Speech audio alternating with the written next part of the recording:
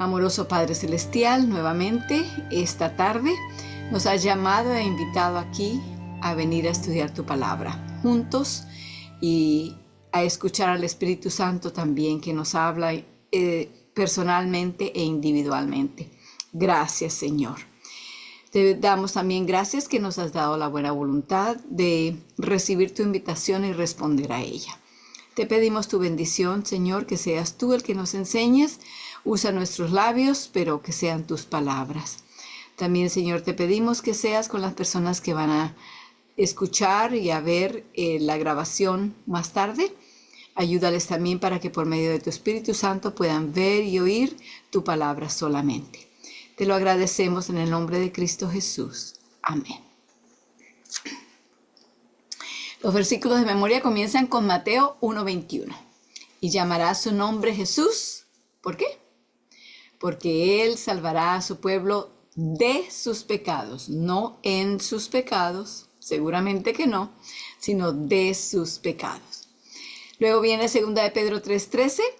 Bien que esperamos cielos nuevos y tierra nueva, según su promesa, en los cuales mora la justicia. Nada que se parezca a los cielos que tenemos ahora, ni a la tierra en la cual vivimos, ¿verdad? Hebreos 9:28. Así también Cristo fue ofrecido una vez para llevar los pecados de muchos, y aparecerá por segunda vez, sin relación con el pecado, para salvación de aquellos que le esperan. Filipenses 3:9. En ese día queremos ser hallados en Él, no teniendo mi propia justicia, que es por la ley, sino la que es por la fe de Cristo, la justicia que es de Dios por la fe. Amén. En ese mismo capítulo de Filipenses tenemos a Filipenses 3:3, porque nosotros somos la circuncisión. Esta es la circuncisión verdadera, la circuncisión que Dios espera de los que creen en Él, ¿verdad? Nosotros somos la circuncisión. ¿Cuáles son las características de esa circuncisión verdadera? Los que servimos en espíritu a Dios, nos gloriamos en Cristo Jesús y no tenemos confianza en la carne. El versículo dice no teniendo confianza en la carne. En inglés lo dice un poquito diferente, así que quedan como 3 puntos. Luego tenemos Hebreos 11, 17 al 19, hablando de lo que Abraham logró por medio de la fe. Y solamente por medio de la fe, porque mientras no usó la fe, mientras no permitió que la fe de Cristo fuera el que lo hiciera en él, fue de un tumbo a otro tambo, ¿verdad? Así que entonces, por fe ofreció Abraham a Isaac cuando fue probado, y ofreció al unigénito, el que había recibido las promesas, habiéndosele sido dicho que en Isaac te será llamada simiente. ¿Cómo? ¿Cómo lo hizo? Pensando o contando con que aún de los muertos es Dios poderoso para levantar, de donde también lo volvió a recibir por figura.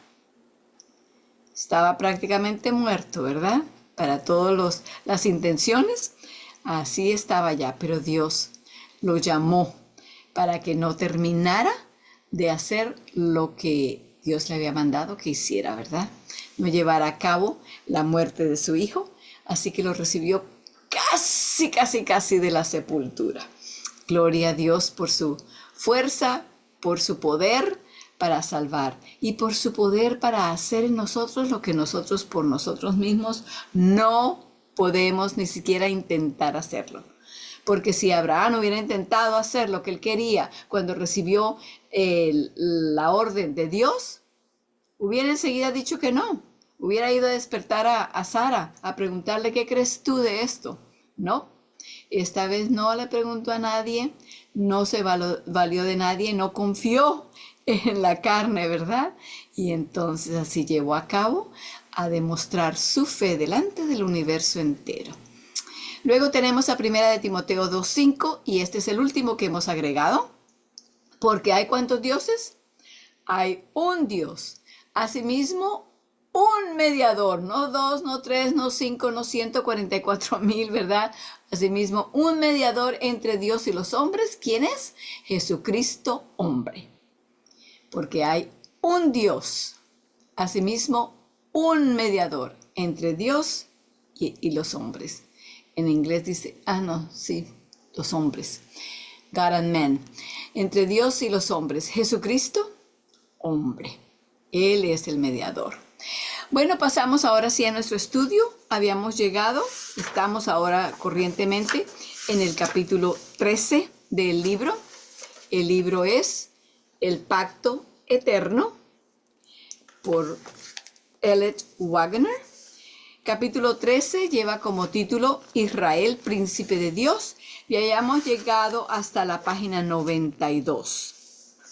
Estábamos hablando de Israel, de Jacob, ¿verdad? Lo que había sucedido con su primogenitura y también la elección que Dios había hecho. Él había escogido a Jacob, pero Jacob no se esperó a recibir lo que Dios había recibido, sino que se había adelantado y había causado, como siempre, había causado problemas. Y entonces ahora estamos en la primera lección de Jacob, la sección de primera lección de Jacob. Ya habíamos leído parte de esto la vez pasada en la página 92, primera lección de Jacob, y habíamos visto cómo al huir, porque le tocó huir de su hermano Esaú, que lo buscaba para matarlo, precisamente porque lo había engañado y le había quitado la primogenitura por engaño, y entonces ahora buscaba para matarlo y le tocó salir huyendo. Su mamá, Rebeca, le dijo que fuera a estar un tiempo en casa de su tío, el hermano de Rebeca. El tío se llamaba Labán. Que fuera a quedarse allá un tiempo mientras que la ira y la furia de Esaú se aminoraba un poco, por lo menos, pensaba ella. Y entonces él salió, caminó y llegó la noche. Y al llegar la noche, pues en ese desierto no hay luz, no hay nada con qué seguir. Le tocó simplemente, cansado como iba y asustado con el miedo que llevaba, porque no sabía dónde estaba su hermano, lo podría venir siguiendo, le podría llegar allí en medio de la noche. Con todo esto en su mente, se acostó a dormir, puso su cabeza sobre una piedra y allí durmió. Y mientras dormía, tuvo un sueño. Y entonces vamos a empezar allí a leer de allí en adelante en la mitad del primer párrafo de la página 92, primera lección de Jacob, donde dice y tuvo un sueño. Es la 2, 4, 6, 8, novena línea. Y tuvo un sueño. Vio una escalera que estaba apoyada en tierra y su extremo tocaba al cielo. Ángeles de Dios subían y descendían por ella. Jehová estaba en lo alto de ella y dijo, yo soy Jehová, el Dios de Abraham tu padre, el Dios de Isaac. La tierra en que estás acostado te la daré a ti y a tu simiente. Será tu simiente como el polvo de la tierra y extenderás al occidente, al oriente, al norte y al sur. Y todas las familias de la tierra serán benditas en ti. Si pueden subrayarlas un poquito, por lo menos, no sé qué tan profundo quieran hacerlo, pero quiero que lo hagan porque vamos a tener una comparación de esa parte de la promesa un poco más tarde aquí en la página siguiente y quiero que la recordemos. Entonces dice nuevamente, todas las familias de la tierra serán benditas en ti y en tu simiente, no simientes, sino simiente. Pues yo estoy contigo, te guardaré donde quiera que vayas y volveré a traerte a esta tierra, porque no te dejaré hasta que haya hecho lo que te he dicho. Cuando Jacob despertó de su sueño, dijo, ciertamente Jehová está en este lugar y yo no lo sabía. Él no podía creer, él no se podía imaginar cómo Dios iba a estar con él. Este tremendo engañoso que acababa de hacer todas las que había hecho, que estaba huyendo por su vida precisamente como resultado de las cosas que había hecho, que Dios estuviera allí con él. ¿Cómo podía creerlo? Ah, pero Dios no lo abandonaba. Dios no lo dejaba, ni a él ni a nosotros nos deja tampoco.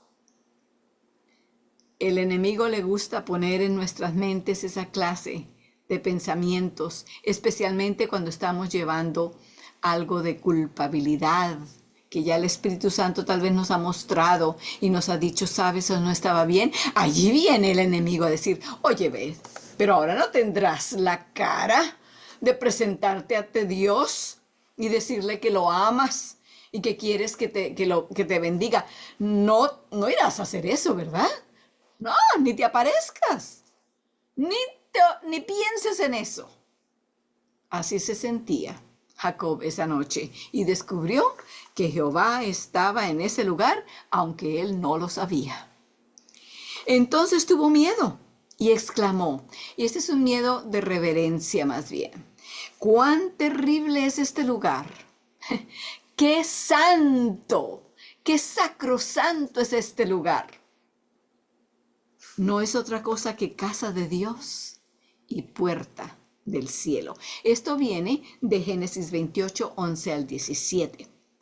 Ahora quiero que vayamos directamente al párrafo que está enfrente de ese en la página 93. El párrafo comienza diciendo, lo anterior venía indicado. Es el tercer párrafo de la página 93.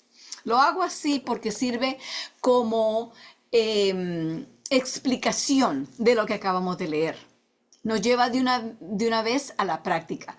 También así lo encontré en el libro en inglés, así que queda un poco más fácil de entender. Seguimos entonces leyendo ahora en la página 93 el tercer párrafo. Lo anterior venía indicado por lo que Jacob vio y por lo que oyó. Había una escalera que se apoyaba ¿dónde? En la tierra, alcanzando ¿qué? Hasta el cielo, a modo de conexión entre Dios y el hombre. Jesucristo, el unigénito Hijo de Dios, es el lazo de unión entre el cielo y la tierra, entre Dios y el hombre. La escalera que conecta el cielo con la tierra, sobre la que subían y descendían los ángeles de Dios, era una representación, un símbolo de lo que Jesús dijo a Natanael, aquel verdadero israelita. Y esto viene de Juan 1:51. Juan 1:51. Quiero que lo leamos en sus Biblias, por favor. ¿Por qué? Porque así entonces nos relacionamos y nos familiarizamos más con la palabra de Dios y sabemos dónde están las cosas, podemos subrayarlo allá también y entonces cuando usemos la Biblia y lo veamos allá, pues entonces vamos a saber exactamente de dónde venía. Juan 1:51, es un capítulo largo.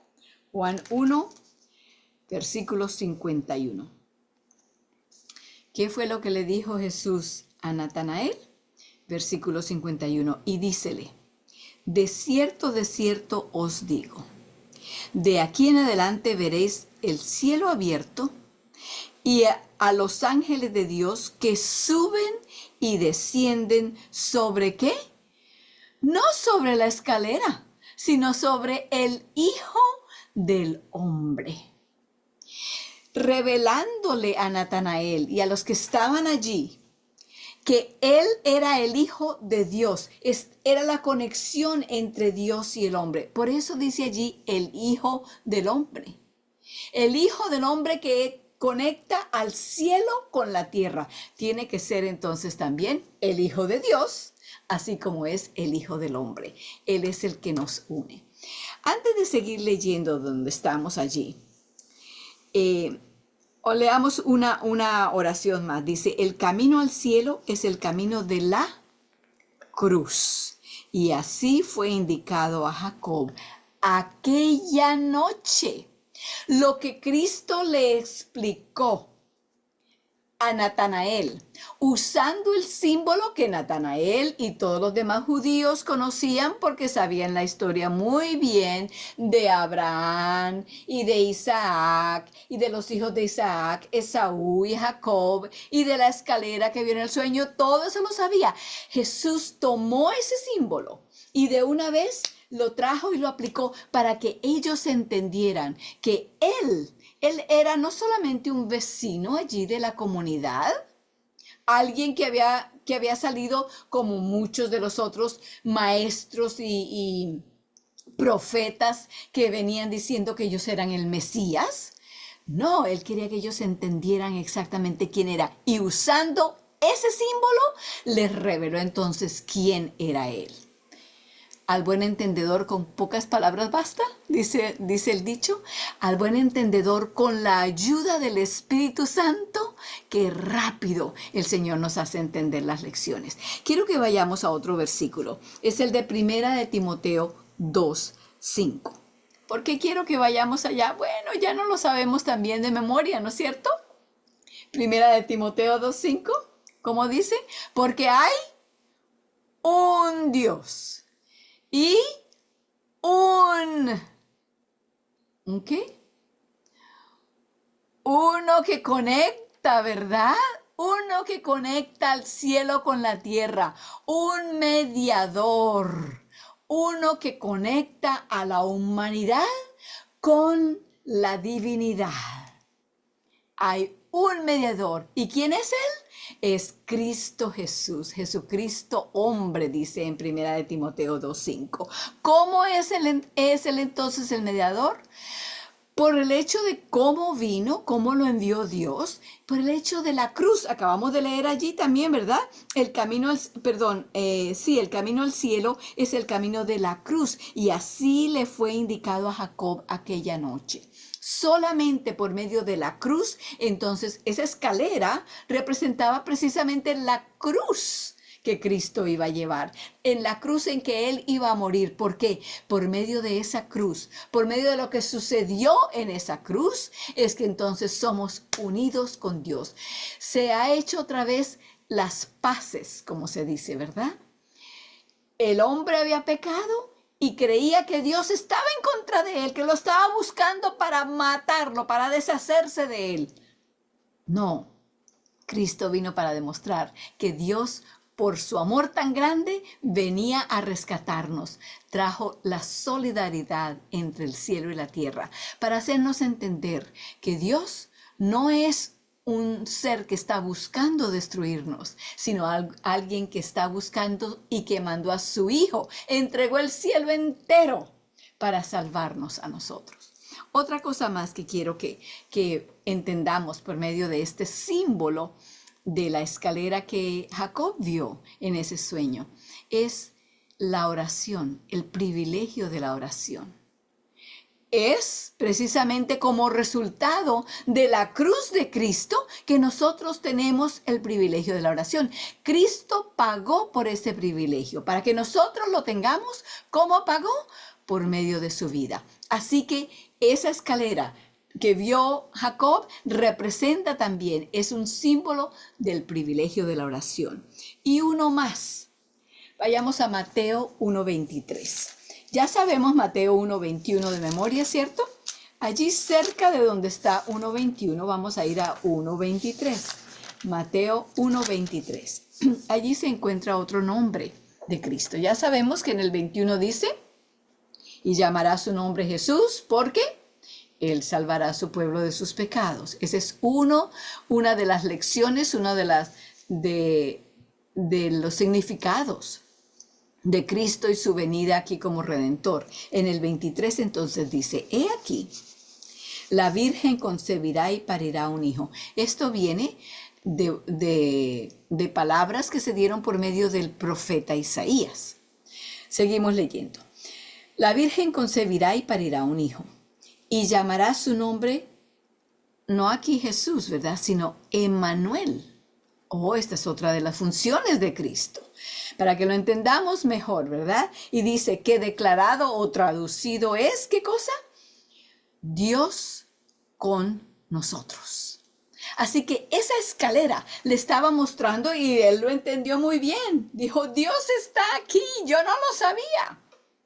Cristo vino para que nosotros supiéramos que Dios está con nosotros. Y su nombre, Emmanuel, es precisamente eso lo que significa. Dios no está lejos de nosotros.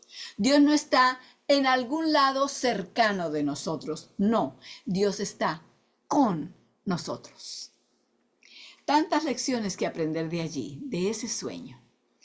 Tengámoslas en cuenta porque todas ellas fueron ciertas para Jacob, pero son ciertas para cada uno de nosotros también. Sigamos ahora, terminemos ese párrafo donde estábamos. Dice, la herencia y la bendición se obtienen no mediante ¿qué?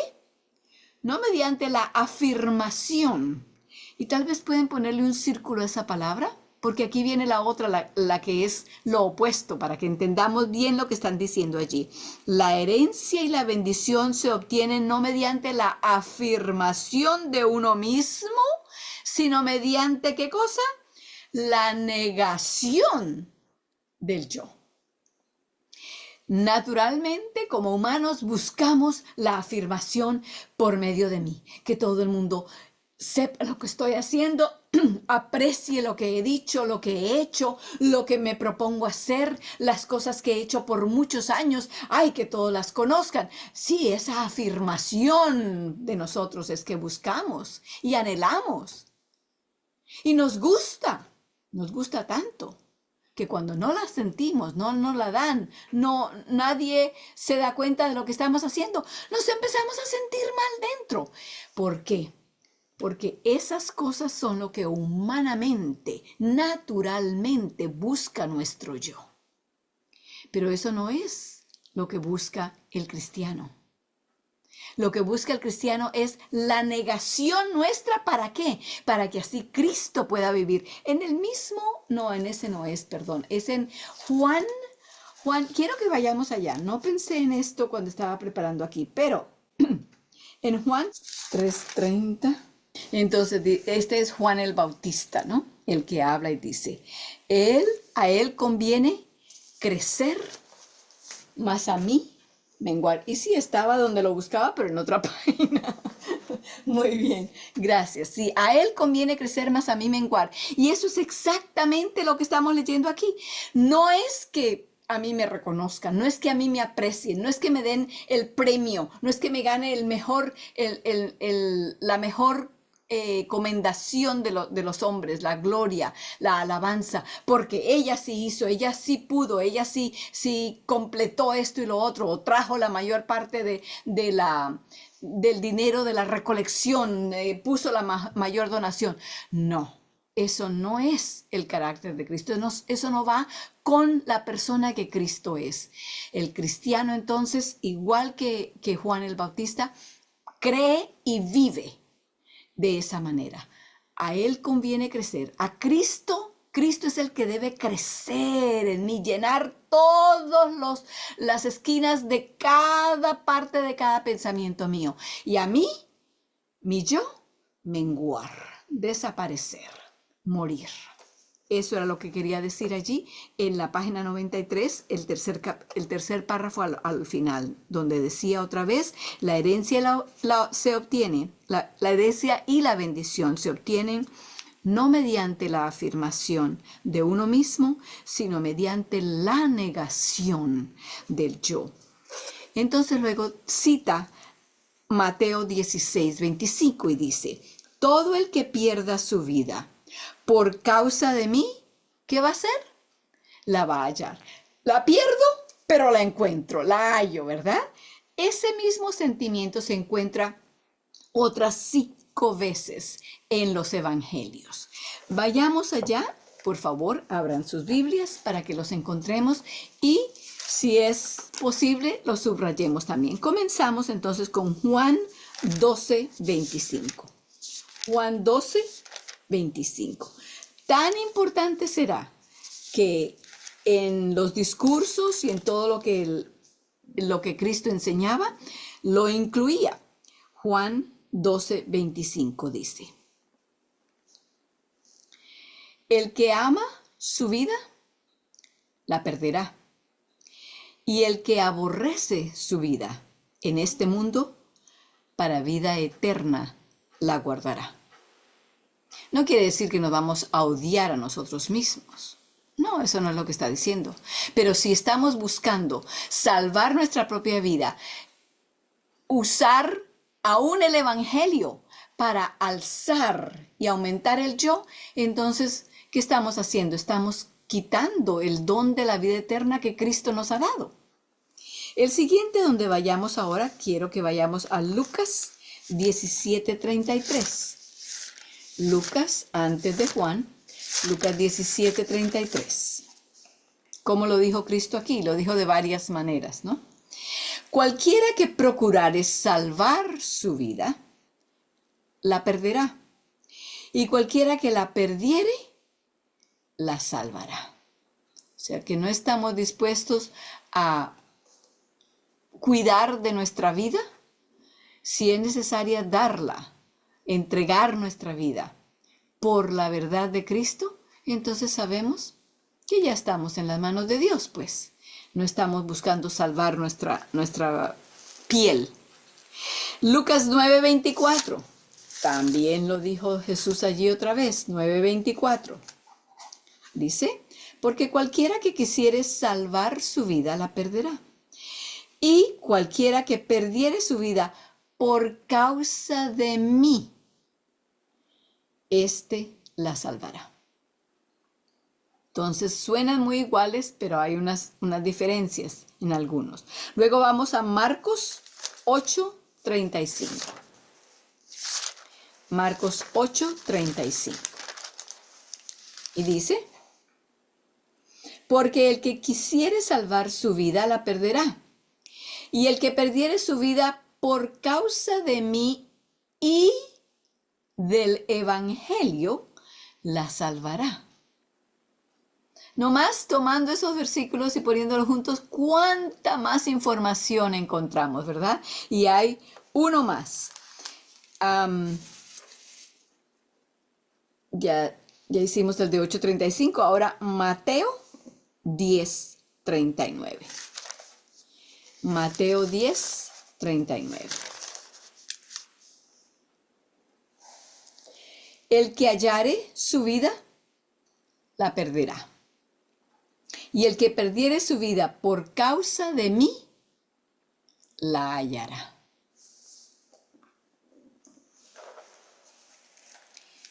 Nuevamente, eso todo encierra lo que leímos en el libro. La herencia y la bendición se obtienen no mediante la afirmación de uno mismo, sino mediante la negación del yo. Entonces, vamos ahora de regreso a la página 92 y vamos a seguir en el segundo párrafo de esa página. Comienza diciendo, eso fue una gran lección.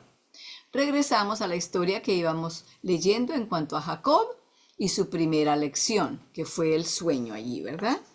Eso fue una gran lección para Jacob.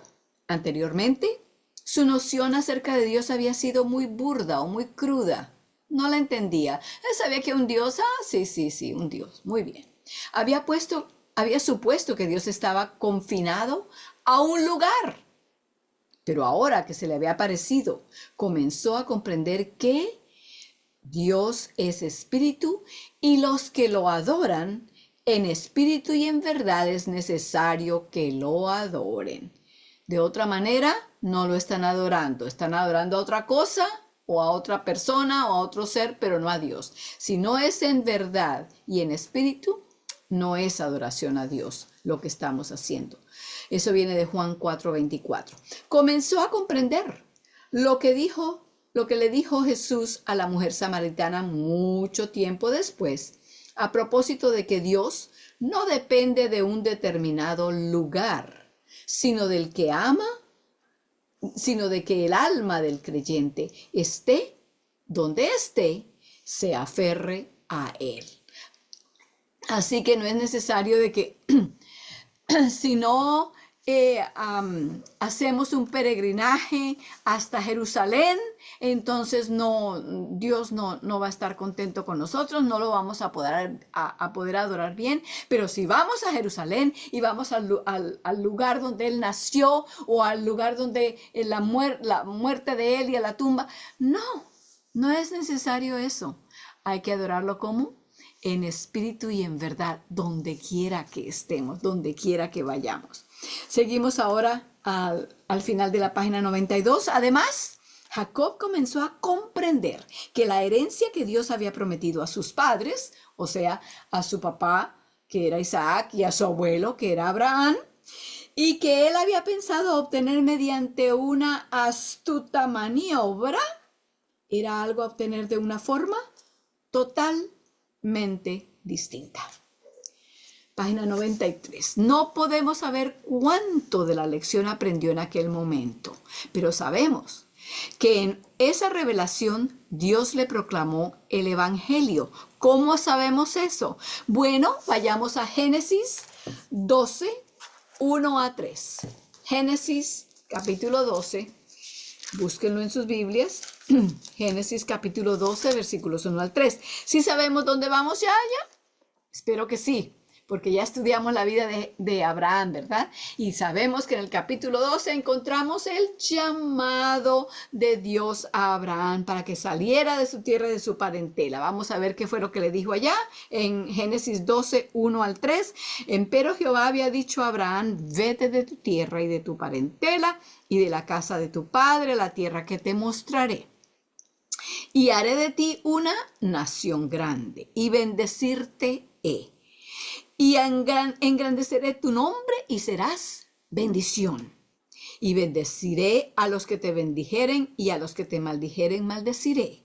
Y serán benditas en ti todas las familias de la tierra. Las palabras de ese contrato que Dios le había hecho a Abraham y que le había hecho a Isaac, ¿dónde las encontramos ahora?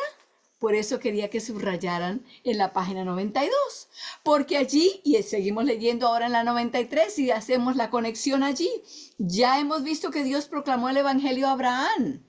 En las palabras: en ti serán benditas todas las familias de la tierra. Lo acabamos de leer en Génesis 2:3. Por lo tanto, estamos seguros de que cuando Dios le dijo a Jacob, ¿qué fue lo que le dijo? Todas las familias de la tierra serán benditas en ti y en tu simiente. ¿Qué estaba haciendo Dios allí? Le estaba predicando el mismo evangelio que le había predicado al abuelo Abraham y al padre Isaac. ¿Sabían ellos el evangelio? Claro que sí. Dios no deja a nadie sin que conozca el evangelio. Dios lo muestra, Dios se lo revela a cada uno. Ese es su trabajo, esa es su obra. Ahora, quiero también darles las páginas donde hemos estudiado esto más a fondo. Esto viene también, lo estudiamos bien a fondo en el capítulo 3 del libro, páginas 28 al 33. Estudiamos lo de la simiente, etc. Y si quieren ir al video, eso está en la página, viene de ese estudio de esa vez, y la página exacta donde está la sección de la simiente es en la página 31. Y ustedes pueden ir al video cuando estudiamos eso y pueden ver allí también la grabación de ese estudio. Seguimos ahora en el siguiente párrafo. Esa declaración incluía la promesa de una tierra y de una posteridad innumerable. La promesa hecha a Jacob fue idéntica, subrayen esa palabrita, fue idéntica a la que se le hizo a Abraham. La bendición que había de venir mediante Jacob y su simiente era idéntica a la de Abraham y la suya. La simiente era o es la misma o idéntica, podemos decir también, Cristo y los que son suyos mediante el Espíritu. Y la bendición viene ¿cómo? Mediante la cruz de Cristo. Ya leímos el siguiente párrafo anteriormente, así que ahora vamos a la sección aplicando la lección.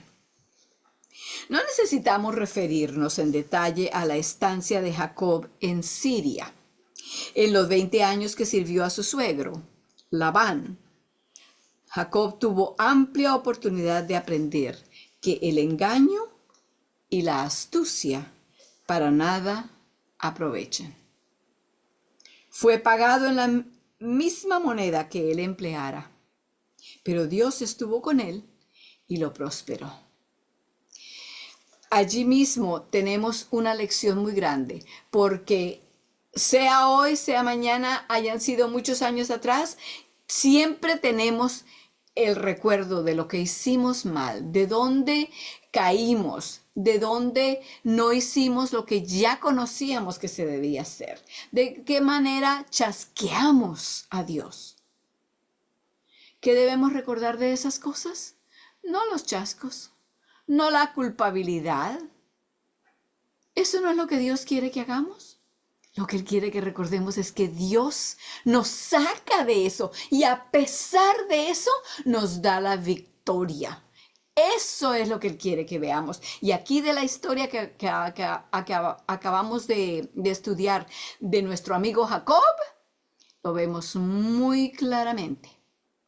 Que él encontró que a pesar de todo lo que había hecho, todos los engaños que había traído, el sentimiento, porque eso lo había llevado él, no fue que se le ocurrió en ese momento, él lo llevaba y por eso el día que se le presentó Esaú, todo muerto de hambre, le dice, te doy esto, pero me vendes la primogenitura. Así que eso era algo que él llevaba y lo había estudiado y lo había pedido y lo había deseado por mucho tiempo.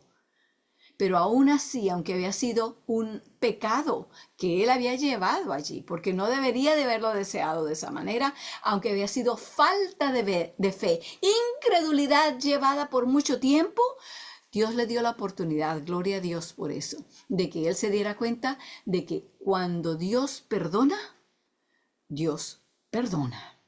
Y no hay necesidad de cargar con eso. Lo que tenemos que ver es en qué manera Dios nos restaura. Seguimos leyendo en la página 93. Fue pagado en la misma moneda que él empleara, pero Dios estuvo con él y lo prosperó. Por toda evidencia, Jacob había aprendido bien la lección, pues en el trato con su tío no vemos indicios de su naturaleza, de su natural disposición a abusar de los demás. De hecho, el nombre de Jacob significaba engañoso, suplantador. Veremos más de eso adelante. Parece que encomendó su causa plenamente al Señor y sometió a él toda forma de buscar por sí mismo venganza o resarcimiento o compensación. En su respuesta a la acusación de Labán, el tío, de haberlo estado robando, el tío lo acusó de robo, ¿qué fue lo que contestó Jacob? Bueno, esto viene de Génesis 31, 38 al 42 y dice, estos 20 años he estado contigo. Tus ovejas y tus cabras nunca abortaron, ni yo comí carnero de tus ovejas. Está diciendo, yo he hecho el trabajo completamente, cabalmente. No tienes por qué estarme acusando de lo que me acusas. Nunca te traje lo arrebatado por las fieras. Yo pagaba el daño. Lo hurtado, lo que otros robaban, así de día como de noche, a mí me lo cobrabas. De día me consumía el calor y de noche la helada. Y el sueño huía de mis ojos. Se preocupaba tanto por hacer bien el trabajo que hasta para el sueño le estaba al pendiente, ¿verdad? Así he estado 20 años en tu casa. 14 años te serví por tus 2 hijas y 6 años por tu ganado. Y has cambiado mi salario 10 veces. Si el Dios de mi padre, Dios de Abraham y terror, o sea, el venerado, por Isaac, no estuviera conmigo, de cierto me enviarías ahora con las manos vacías. Pero Dios ha visto mi aflicción y el trabajo de mis manos, y anoche te reprendió. Esa fue una declaración calmada y digna, y mostraba que había actuado bajo el mismo temor respetuoso y el mismo espíritu de Isaac. En el caso de Jacob, subrayen estas dos últimas líneas aquí, por favor. En el caso de Jacob, la predicación del Evangelio no había sido en vano. Se había producido en él un gran cambio. Hermanos, precisamente esta lección es también para nosotros. Porque si no hemos tenido una transformación, si la transformación que Dios se propone hacer en nosotros no ha ocurrido, entonces tal vez estamos sirviendo y adorando a un Dios falso. Porque Dios hará la transformación en nosotros si se lo permitimos. El problema no estará en que Dios no lo hizo. El problema estará en que nosotros o no se lo permitimos o estamos sirviendo a un Dios falso. Porque el Dios verdadero hará la transformación en nosotros como la hizo en Jacob, el mentiroso, el engañoso. Un párrafo más. Observa en este punto, y por favor subrayen estas primeras 3 líneas. Observa en este punto que Jacob no había obtenido beneficio alguno de la primogenitura, que tan astutamente compró a su hermano. Sus propiedades eran el fruto directo de la bendición de Dios. Y en relación con eso podemos señalar el hecho de que la bendición de Isaac tenía por fin el que Dios lo bendijera. No era ese tipo de herencia que se puede transmitir de padre a hijo, como ordinariamente sucede, sino que tenía que llegar a cada uno mediante la bendición y mediante la promesa directa y personal de Dios, para ser herencia de Abraham y conforme a la promesa, los herederos hemos de ser de Cristo. Si somos de Él y somos coherederos con Él, entonces somos herederos de Dios. Continuaremos la historia de Jacob y las lecciones, no solamente una, sino todas las lecciones o muchas de las lecciones que aprendió. Entonces les invito para que nos postremos de rodillas delante de ese Dios tan restaurador, el Dios que salva, el Dios que redime. Oremos. Amoroso Padre Celestial, cuán agradecidos estamos, porque en medio de todas las cosas que suceden en nuestras vidas, algunas de ellas por ignorancia, otras porque somos duros de corazón. Sin embargo, tu amor se extiende hacia nosotros y sigues buscando la manera en cada uno de restaurarnos, de llevarnos a completar lo que has comenzado en cada uno de nosotros. Señor, ayúdanos para que te permitamos que lo hagas.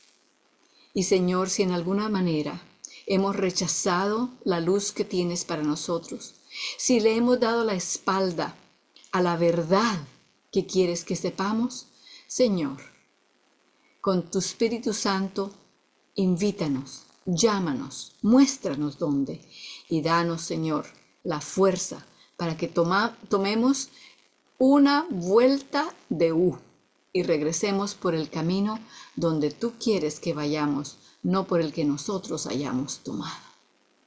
Gracias por dejar escrito para nosotros la historia de Jacob, con todos sus errores, todos sus pecados, para que así nosotros también comprendamos que tú nos amas y nos sigues amando y sigues buscando la manera de lograr que entendamos y que te permitamos que nos salves de nuestro pecado. Te lo agradecemos todo en el nombre y por los méritos de Cristo Jesús. Amén.